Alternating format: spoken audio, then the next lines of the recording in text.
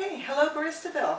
I'm Erika Bleiberg, and I'm here at the home of Wheeler Antabanez, who we think of as our reporter of all things really exciting and really maybe dangerous.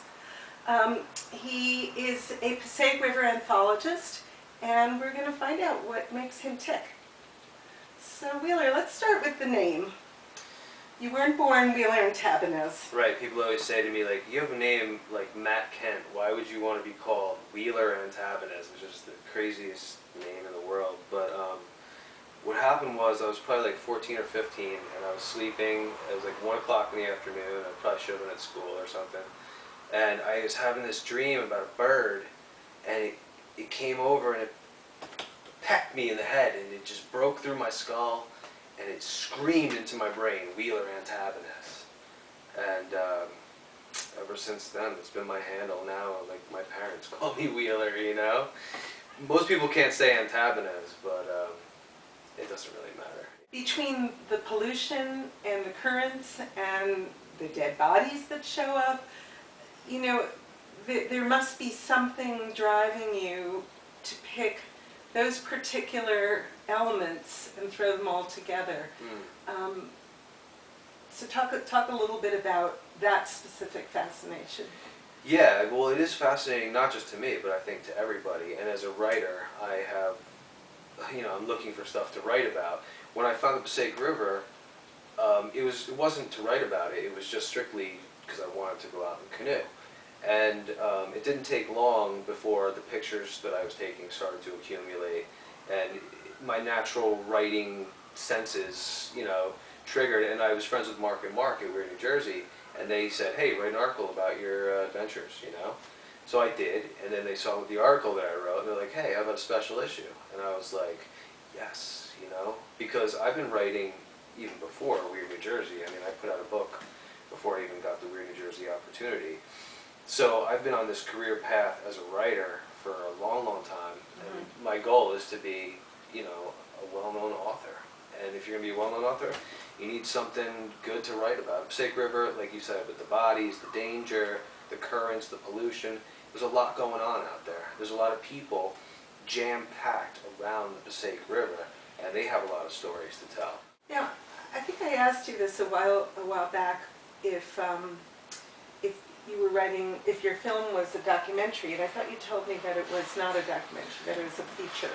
It will be a feature, and I have specific missions that I want to go on to make it a feature. So it's not just like this is what we saw. I want to actually, I want to paddle the whole length of the river, and film that whole thing. I want to try to fish for bull shark in the lower river because it is tidal, and I figure if I chum it up real good, I'm going to be able to lure a big shark up into the water there. And I want to build a treehouse on an island. I'm not going to say which island or what town, but it's a pretty rough town. And live there for at least like a week or two, and just, do that whole Robinson Crusoe, Swiss Family Robinson type thing, Stranded on the island Except I don't want to be stranded. I want to make sure I can get off. So you mentioned to me in the past that people sometimes criticize you for being negative. Right. And what you've told me in the past is pretty much what you just said, which is that I'm not the one that's being negative. I'm accepting the reality of this river and finding beauty in it regardless. You do find beauty in it? Oh yeah, it's gorgeous out there, man. Well, that's the thing, yeah. I mean, people call me negative, but they're the ones that want to change it. I like it the way it is, so, it's kind of a weird way to look at things, but it's just easier that way, because if I was going to go out there and get teary-eyed over every bird that I saw that was sick, or every, dying animal along the way, I just don't have time for that. I want to go out there and see how it really is, and that's how it really is.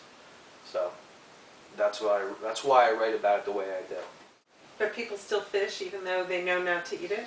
Yeah, a lot of the people who fish down in the river or go crabbing, they are from different countries where their rivers might have been even more polluted than ours, or appear to be more polluted than ours. What they don't know about is all the dioxin that was pumped into the river for 17 years that has infected the crabs and given them this cancer rate, that is just insane. I think they said it was 100% chance on the DEP website, if you eat one of the crabs, you will get cancer.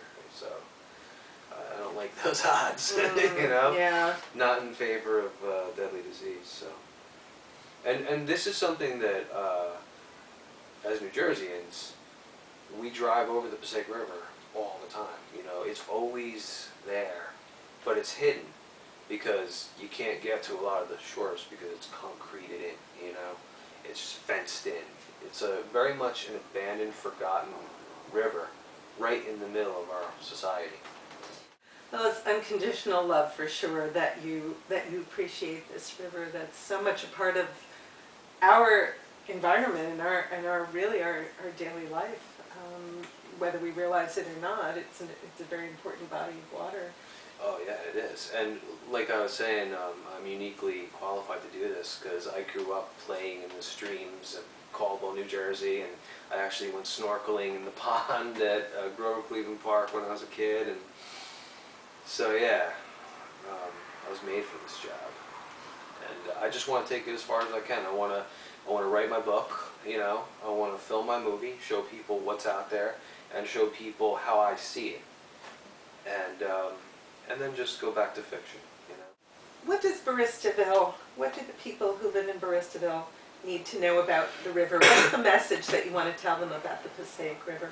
That I'm out there exploring it, and you should read my book when it comes out, man. Because other than that, I'm not a preacher. I'm not telling you, you gotta clean it up, or you gotta do this, you gotta do that. I don't, you know, that's up to the reader to decide how they want to deal with it. If you like a good Huck Finn, Tom Sawyer adventure story, come check me out, because that's what I'm all about, you know. And this is like, you know, Samuel Clemens, he had his Mississippi. Matt Kent has his Wheeler Antabanez and his Passaic River, so there you go. And on that note, Baristanet, thank you very much, Wheeler. We look forward to hearing and reading all that's coming from you. Right on, thanks a lot.